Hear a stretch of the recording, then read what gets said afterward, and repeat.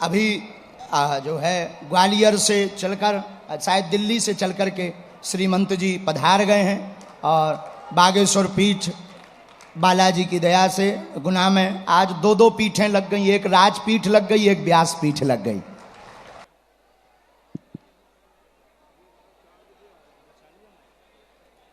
बोलो 20 भुजी मैया की।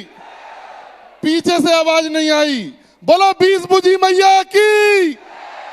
राधा रानी सरकार की, टेकरी सरकार की, राम टेकरी सरकार की, पंचमुखी बालाजी सरकार की। महाराज साहब आज हमारे सबके बीच में पधारे हैं बागेश्वर धाम के पीठाधीश्वर महाराज पंडित धीरेन्द्र कृष्ण शास्त्री जी के का दिव्य दरबार भी आज सजा है। और जैसा कि गुना शहर की जनता जनार्दन के लिए एक जो भव्य ऐतिहासिक धार्मिक महाकुंभ हम सब ने मिलकर तैयार किया महाराज साहब, ये आयोजन 20 भुजा माता मंदिर के जीर्णोद्धार नवीनीकरण को लेकर के पूरा आयोजन तैयार किया जा रहा है। महाराज साहब ये 20 भुजा माता मंदिर 5000 वर्ष से अधिक पुराना मंदिर है, महाभारत कालीन मंदिर है, राजा कर्ण की तपोस्थली रही है। महाराज साहब हर व्यक्ति जो पृथ्वी में पैदा होता है वो अपनी माँ को जरूर मानता है। ऐसी हमारी जगत जननी 20 भुजा माता मंदिर गुना शहर की रक्षा सुरक्षा करती हैं।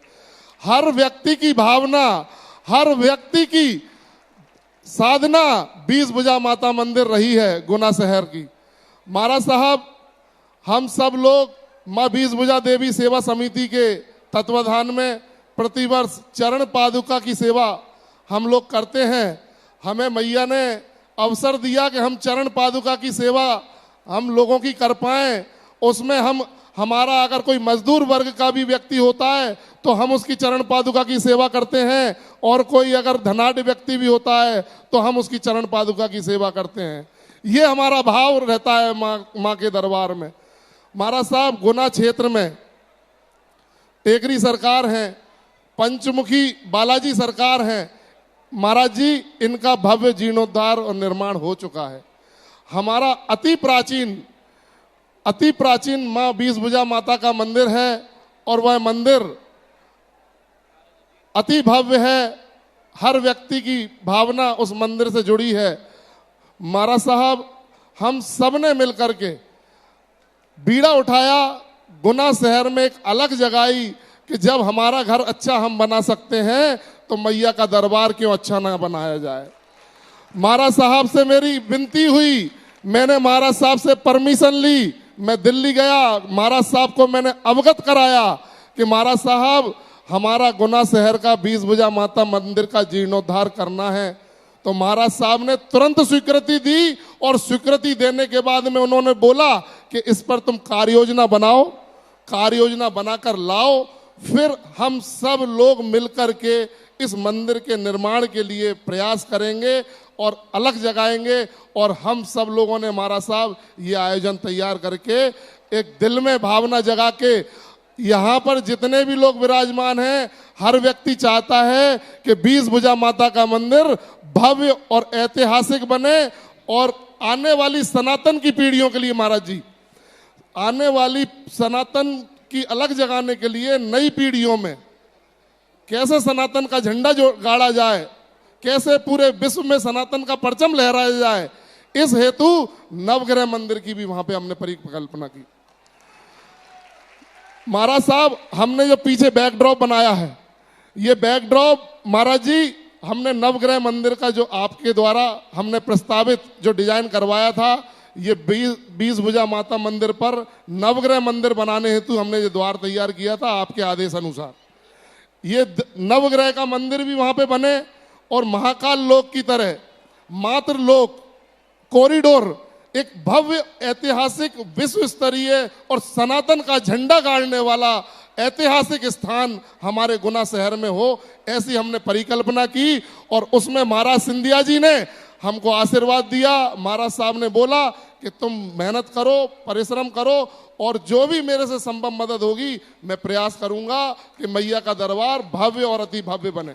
महाराज साहब ये पूरी गुना शहर की जनता ये एक अलग जगह चुकी है और हर दिल की भावना है कि मैया का दरबार अति भव्य बनेगा। महाराज साहब आपसे परमिशन ली और हमने उसका डिजाइन ड्राइंग तैयार करवाया और आपसे लोकार्पित डिजाइन को लोकार्पित करने का हमने आपसे प्रस्ताव रखा था और उसकी स्वीकृति भी आपने हमको फोन पर दी थी।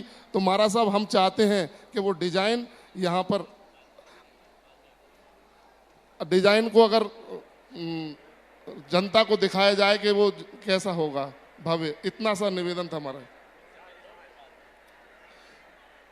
तो महाराज साहब यहाँ हम सबके बीच में पधारे हैं। मैं तो ज्यादा कुछ नहीं बोल सकता क्योंकि महाराज साहब इस क्षेत्र के विकास के लिए निरंतर सेवा का कार्य करते रहे हैं और आज भी महाराज सिंधिया जी ने यहाँ पधार कर हमारे ऊपर जो उपकार किया उसके लिए मैं बहुत बहुत धन्यवाद ज्ञापित करता हूँ।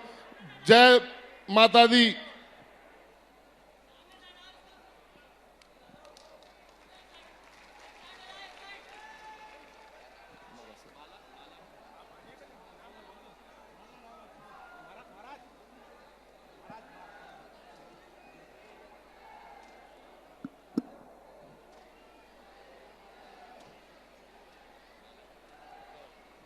माला माला माला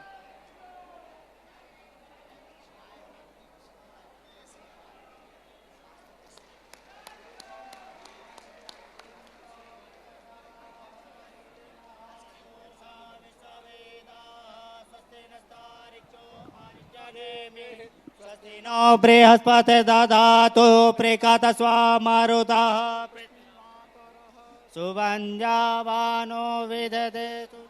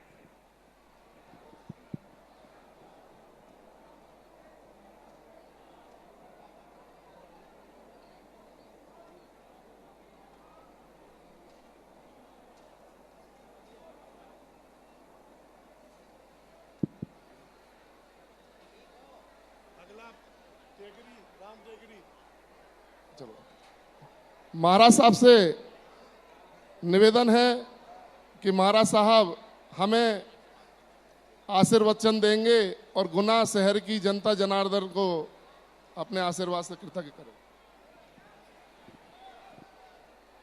आज हमारे गुना में पधारे हुए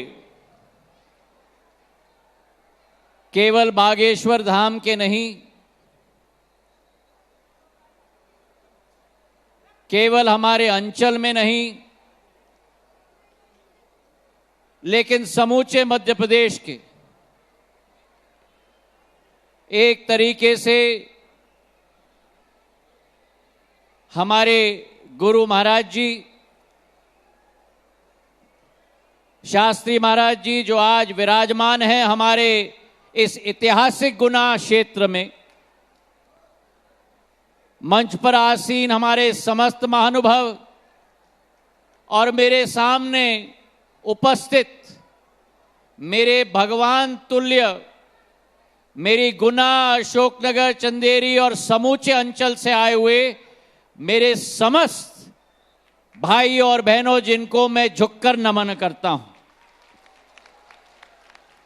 आज ये एक ऐतिहासिक दिवस है हमारे संभाग के लिए, हमारे गुना क्षेत्र के लिए।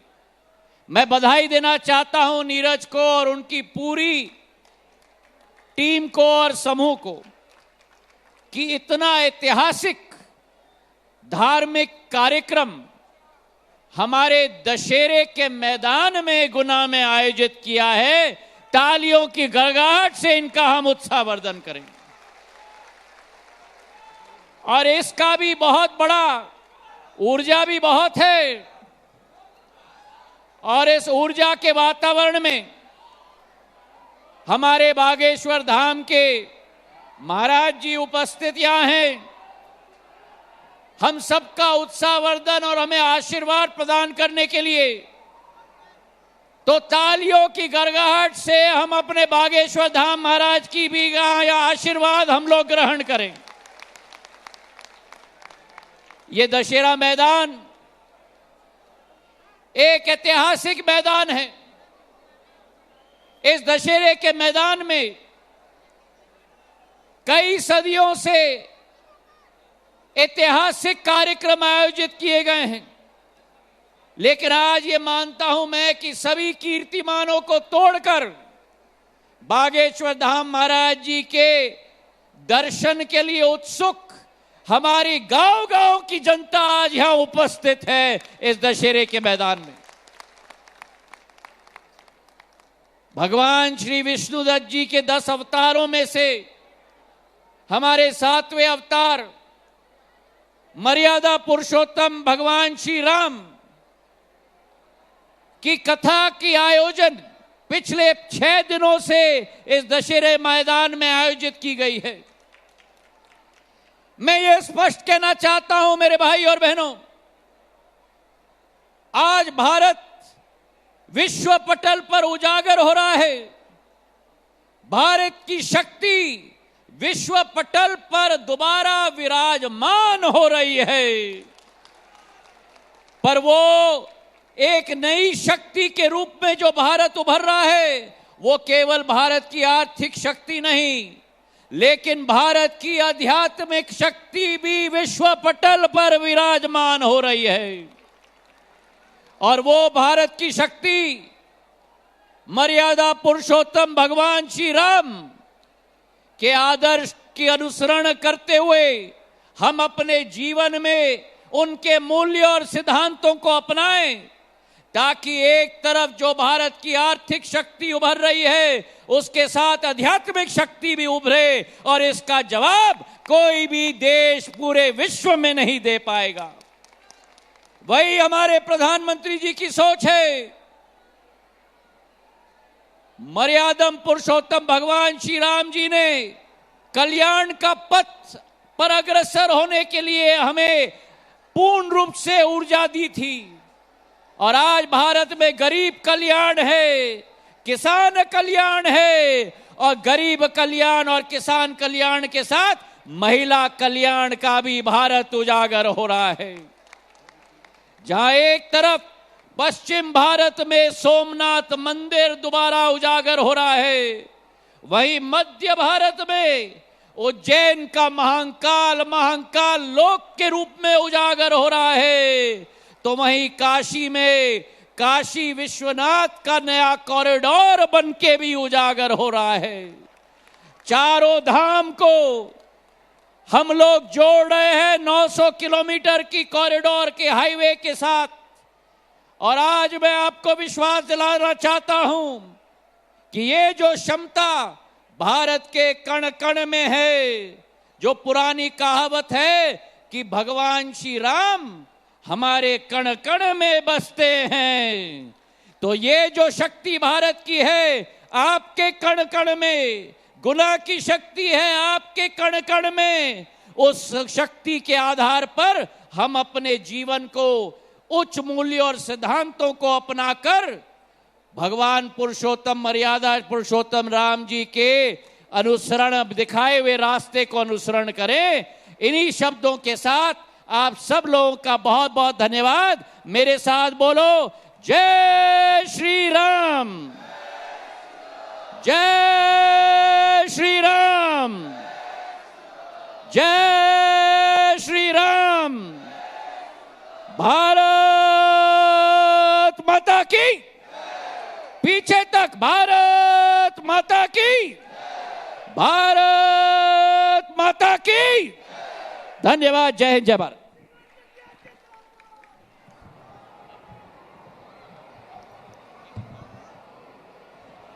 रामचंद्र भगवान की, बागेश्वर धाम की, सन्यासी बाबा की, दिव्य दरबार की, अपने अपने मताई बाप की, भारत भूमि की, सत्य सनातन धर्म की, अपने अपने गुरुदेव भगवान की।